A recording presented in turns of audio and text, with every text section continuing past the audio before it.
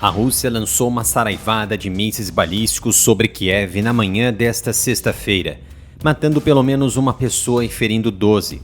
Algumas, gravemente, foram encaminhadas para hospitais, o que pode aumentar o número de vítimas fatais. Os ataques ocorreram enquanto o presidente ucraniano Volodymyr Zelensky estava em Bruxelas, onde os aliados europeus de Kiev estão considerando seriamente a ideia de enviar tropas para a Ucrânia no caso de um acordo com a Rússia para então interromper a guerra. Horas antes, Zelensky havia postado um Twitter chamando o presidente russo Vladimir Putin de idiota, em resposta aos comentários irônicos do líder russo em uma entrevista coletiva de fim de ano sobre um duelo de mísseis com os aliados da Ucrânia. As forças russas dispararam 5 mísseis balísticos das regiões de Briansk e Voronezh da Rússia, começando por volta das 7 horas da manhã, pelo horário de Kiev, segundo o relatório da Força Aérea da Ucrânia, que destacou: todos os 5 mísseis foram abatidos. Um ataque envolvendo 5 desses mísseis tem sido uma ocorrência rara, quase 3 anos após o início da invasão em larga escala da Ucrânia pela Rússia, já que os mísseis custam milhões de dólares para serem produzidos e são utilizados com moderação. Fortes explosões ocorreram em todo o centro da cidade de Kiev, embora não estivesse claro se foram causadas pelos sistemas de defesa aérea ou pelos mísseis russos que atingiram os alvos. A administração militar da cidade de Kiev publicou os números de vítimas, bem como fotos dos danos, mostrando ruas cobertas de escombros, prédios com janelas quebradas, carros queimados e um grande incêndio no centro de uma das principais vias da cidade.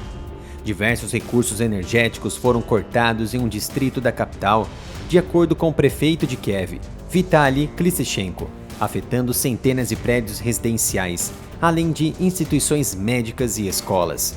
O Ministério da Defesa da Rússia disse que o bombardeio foi em resposta a um ataque ucraniano no início desta semana, na fábrica química de Kamensk, na região de Rostov, no sul da Rússia.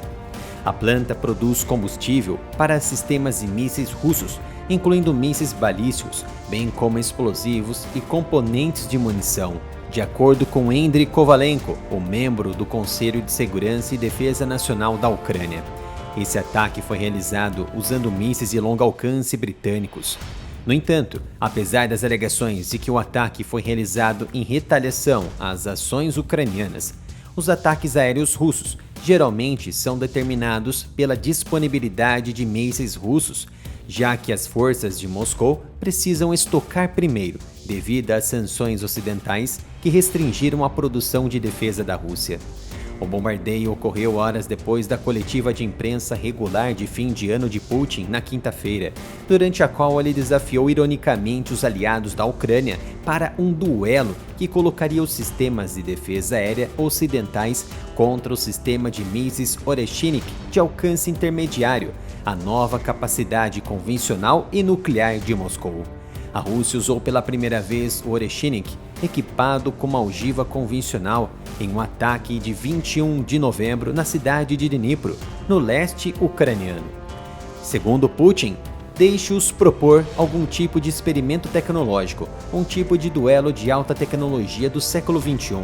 Deixe-os determinar algum alvo a ser atingido, por exemplo, a capital Kiev. Eles concentram todas as suas forças de defesa aérea e de mísseis na região, e nós atacaremos lá com o míssil Oreshnik e veremos o que acontece. Putin ainda acrescentou, abre aspas, nós conduziremos tal experimento, tal duelo tecnológico e veremos o que acontece. É interessante, fecha aspas. Em resposta a essas declarações, Volodymyr Zelensky em Bruxelas disse que pessoas estão morrendo e ele acha isso interessante, um duelo. É um idiota. Fecha aspas. Estou disponibilizando um cupom exclusivo de 10% de desconto em todos os produtos da loja oficial do canal, umapenca.com/área militar. Não perca esta oportunidade, use o cupom NATAL10 para ter 10% de desconto. Para piorar a situação, várias embaixadas localizadas no mesmo prédio foram danificadas, de acordo com o Ministério das Relações Exteriores da Ucrânia, através do porta-voz Iorhi Tiki, chamando o ataque de bárbaro.